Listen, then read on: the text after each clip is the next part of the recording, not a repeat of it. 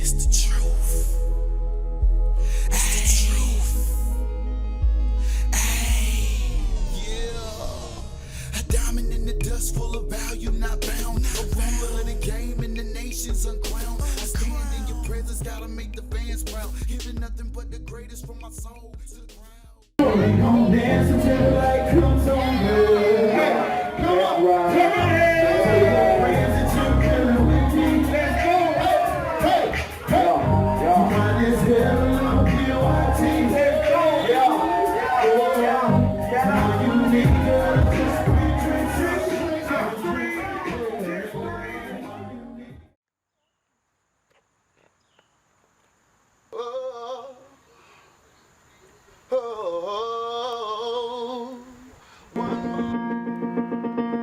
Here we go, I'm gonna do this little piece.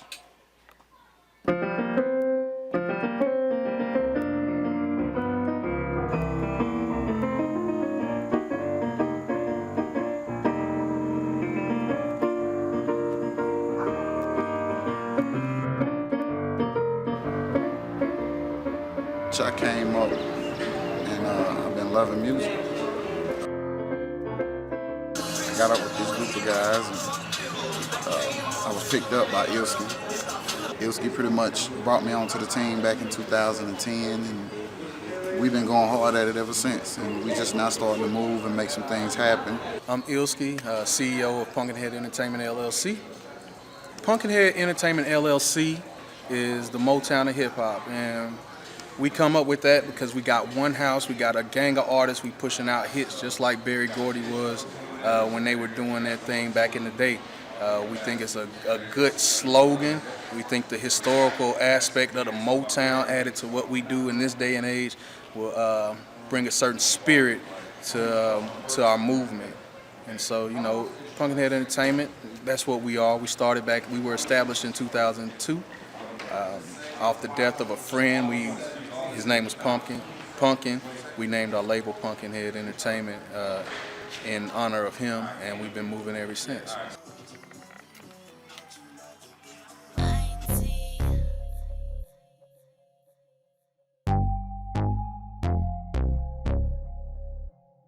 Yeah. All you need, girl, is just 3 drinks. We just got Young Buck to come up and party with us. We just did a video that at this current moment, we just released it yesterday and we're looking at about 2,100 views. So it's moving about 170 something views an hour. At the moment, I'm trying to develop a new style. I rap and I sing, but I've not been able to come up with a certain style that will be able to set me in a different lane to a point to where you have so many people that's trying to sound like Young Thug. You got so many people trying to sound like Rich Gang. I don't want to sound like. I want people to sound like, if that makes sense. Like, I don't want to sound like another individual. If anything, I want people to be trying to steal my sound.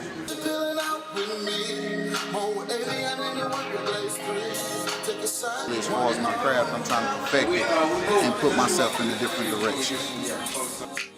I'm working on the truth, and I feel like the truth is gonna implement exactly what the title entails, the truth. I'm giving 120% of my life. I'm giving a piece of different parts of my life, as well as bringing in a couple of my label mates. Rolls Royce Reek, which is who you see standing behind me right now in the church road. They're shooting a video now about under the title of Church Clothes. So he's gonna actually be on my album as well. I got Doug Du, Marlo, a couple other people that's gonna come through and show some love. So I think it's gonna really take off and do some big things. He always liked doing different things with music and playing the drums, just learning how to play different instruments. I noticed at an early age that he was interested in music, whether it was singing or instrumental.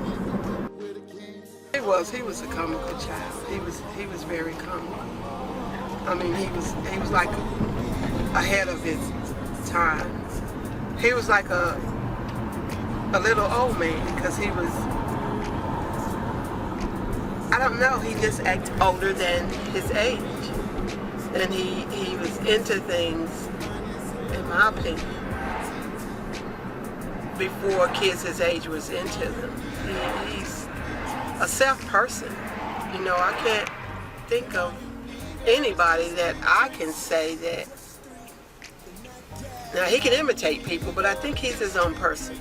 I've seen him imitate Michael Jackson to the T. He's determined.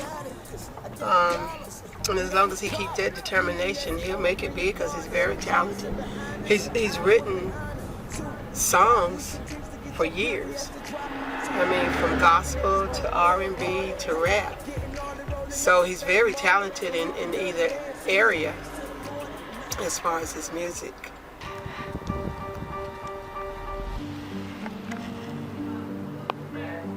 I know that. How you doing? Good. This house has a few different memories.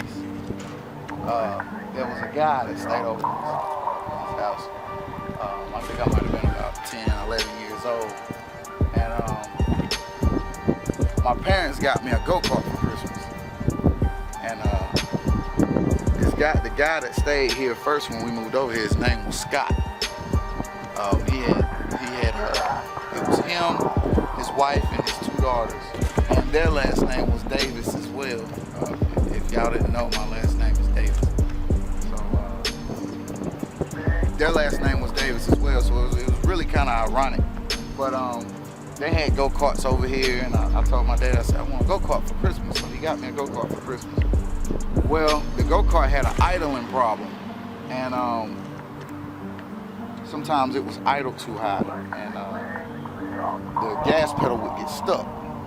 So I got off of it one day, was trying to crank it. I finally got it cranked, and when I got it cranked, the go-kart took off, and when it took off, this fence wasn't right here.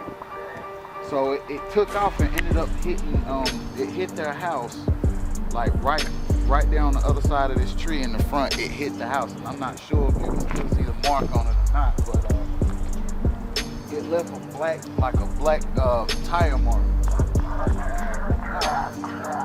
And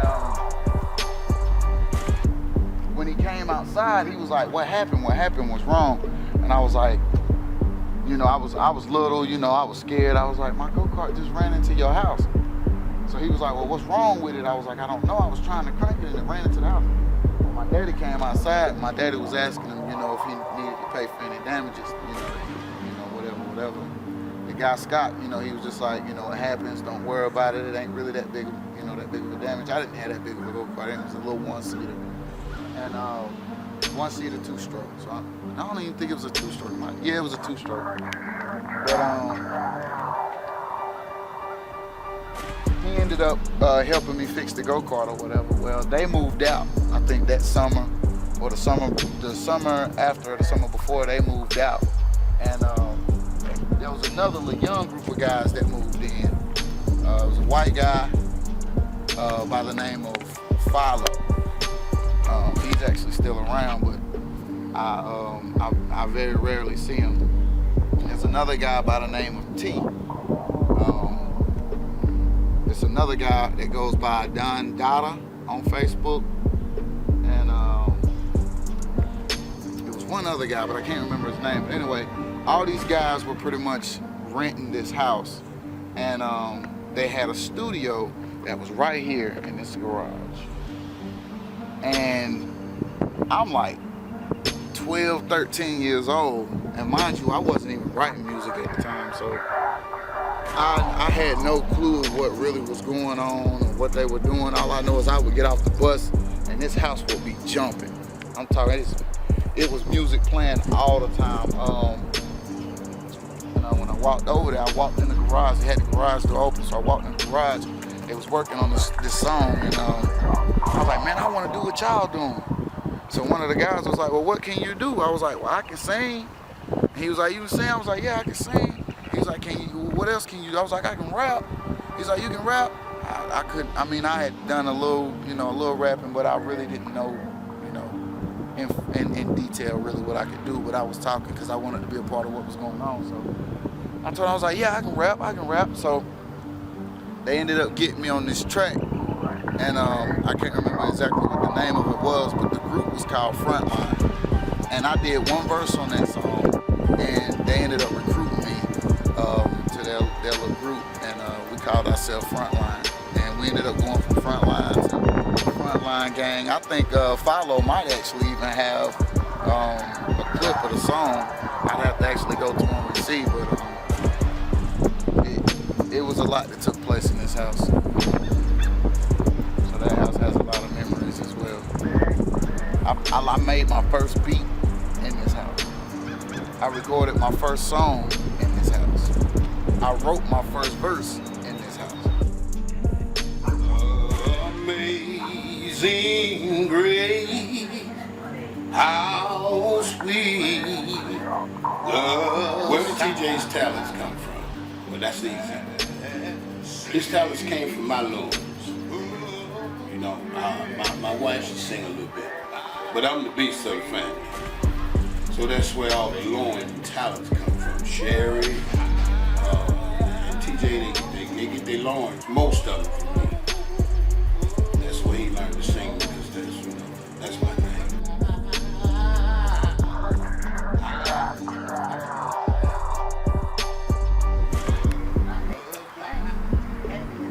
TJ was singing in his crib.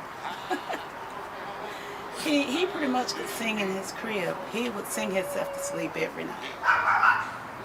And one of his favorite people that he would, every time he heard Heavy D, he would literally stand up in his crib. I was probably fooling with that one. Maybe a little less than 6 months. I'd hear something go, and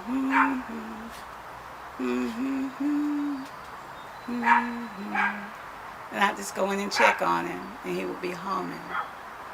And then I'd go back in and check on him, and he would be asleep. It's about 5.5, 6 months. He was literally singing himself, humming himself to sleep.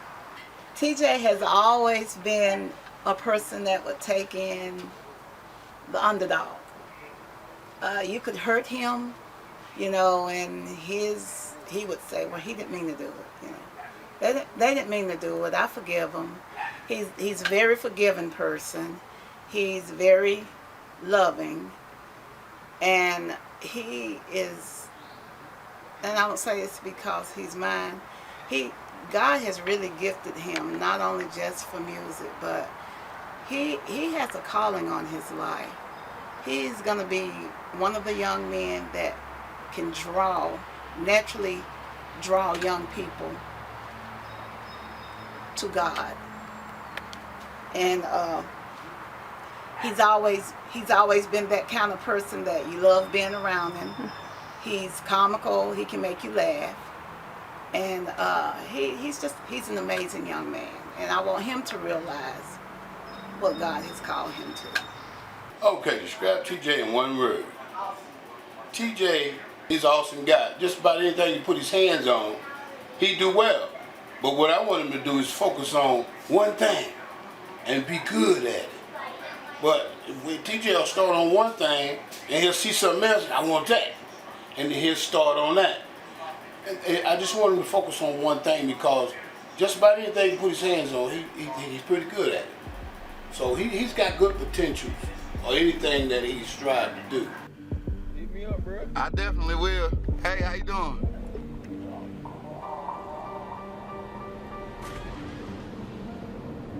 That's crazy. Dang, she got a big ass pig. All I'm gonna say is this is where I was brought into existence. I was brought forth from my daddy's loins in this apartment. And that's about all I know. I was born. I wasn't born here, but I was conceived in this very part.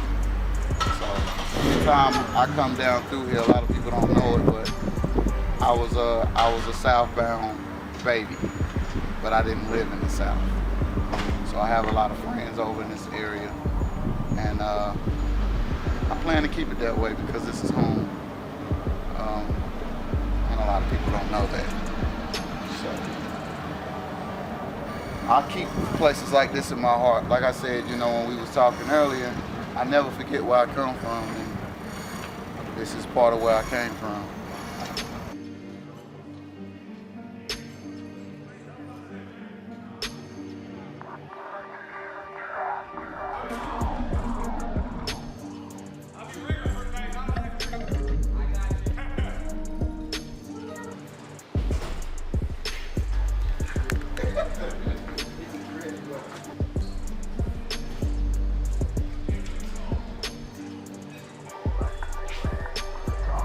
So we're here in Anderson, South Carolina. This is my first big show here with Frankie Beverly and Maze. It's a real nice day out here today. There's a lot of confusion going on, of course, you know, doing a big show like this. It's always going to be confusion when it comes to things of this sort. So, but I'm just really happy to be on stage with legends. You know, every cookout you go to, you're going to hear their songs. So at the end of the day, I'm just honored to be able to be on stage with these people. That's Blaze 3, Anderson, South Carolina. We out here.